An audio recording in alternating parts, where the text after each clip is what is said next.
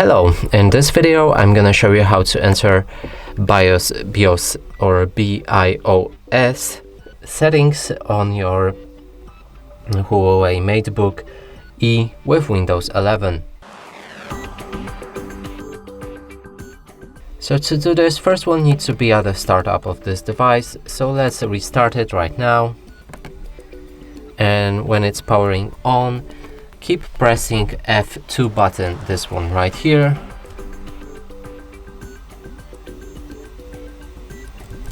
Now until we see the BIOS settings. Enter right here. To exit them, click on Escape, and now make sure that you save your settings or navigate with these controls right here. And that's it for this video. Hope you like it. Please consider subscribing to our channel, leave a like and a comment below.